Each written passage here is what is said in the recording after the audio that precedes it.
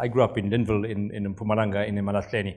Every Saturday I'd go to a stadium and watch Witbank Black Aces. I've watched every football game. I don't go to a football game anymore. And my kids say, why, Dad? I say, I don't know. And I go back to my community and I feel like an imposter, like I fluked the system, because I have people who grew up with me, who studied with me, that didn't break the system. Maybe they were, they were smarter than me, many of them. And I often question why. And it's something that I think many of us grapple with. And it comes back to your point of nation building. How do we give the enfranchisement beyond the 5-year voting cycle, that this community is mine, right? I belong to it.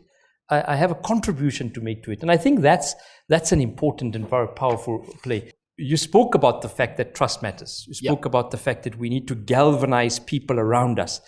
Who's with you on this journey? So we have a really great team. I'm trying to look around the room. We've got a convention starting tomorrow, so they're not here. But Dumi is here.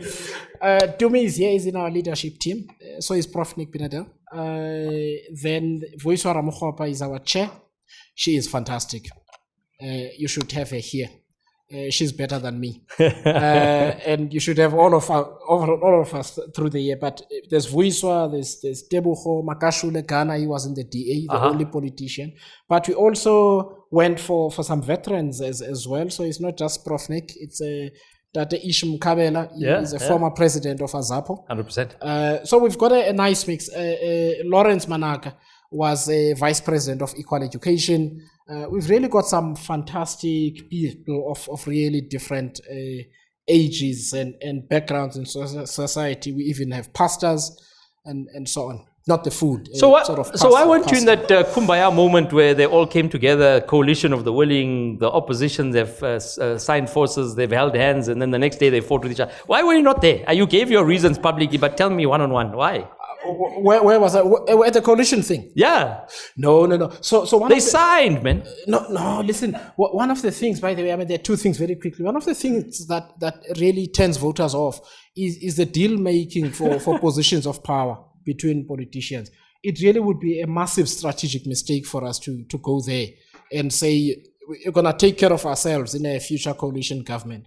These people that have said they trust us, the church leaders and the chiefs and the kings and so on, that are now part of our ecosystem, they would just be disappointed in us. And we must be honest to people in terms of what we've said we are about. So that's the first thing. The second thing is that coalition is about trade-offs. Sure. In terms of policy and other political priorities. Our convention starts tomorrow and our manifesto comes out in November. So if we go to that arrangement, what pound of flesh do we demand?